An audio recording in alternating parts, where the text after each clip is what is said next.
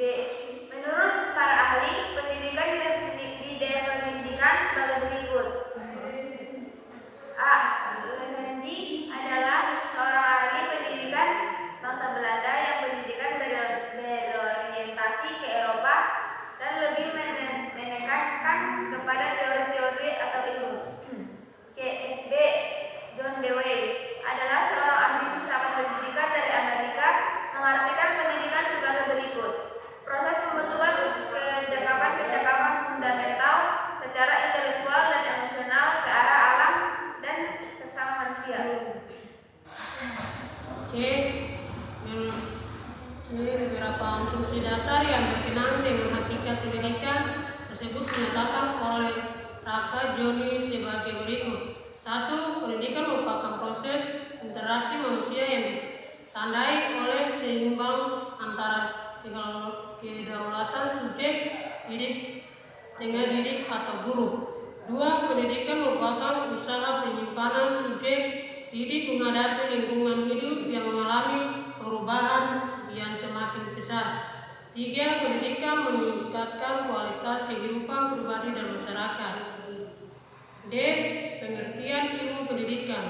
Ilmu pendidikan merupakan ilmu pengetahuan intuisi karena objeknya alat situasi pendidikan yang terdapat pada dunia pengalaman manusia. E. Ilmu pendidikan sebagai teori perlu dipelajari oleh pendidik karena akan memberi beberapa manfaat. 1. Dapat dijadikan sebagai pedoman untuk mengetahui arah tujuan mana yang akan dicapai. 2. Untuk menghindari atau mengurangi kesalahan-kesalahan dalam praktek karena dengan memahami teori pendidikan seorang akan mengetahui mana yang boleh dan mana yang tidak boleh dilakukan. Peranan dan kedudukan ilmu pendidikan dalam penyelenggaraan pendidikan. Ilmu pendidikan mempunyai peranan sebagai perantara dan membentuk masyarakat yang mempunyai gagasan individual secara insur dalam penyelenggaraan pendidikan.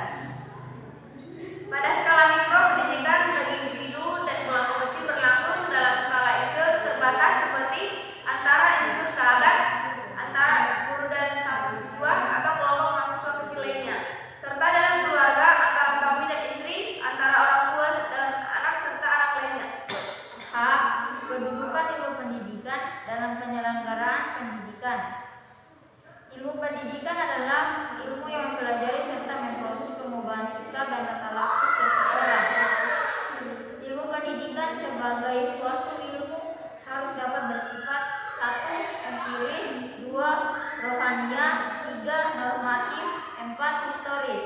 Kesimpulan, pendidikan merupakan salah satu faktor yang menciptakan manusia yang berkualitas yang sesuai dengan tujuan pendidikan. Pendidikan merupakan salah satu aspek yang perlu diprioritaskan pelaksanaannya sebagai upaya mencapai salah satu tujuan nasional, yaitu mencerdaskan kehidupan bangsa. Pendidikan berfungsi untuk mengembangkan potensi yang dimiliki agar dapat dipergunakan sesuai dengan kebutuhannya.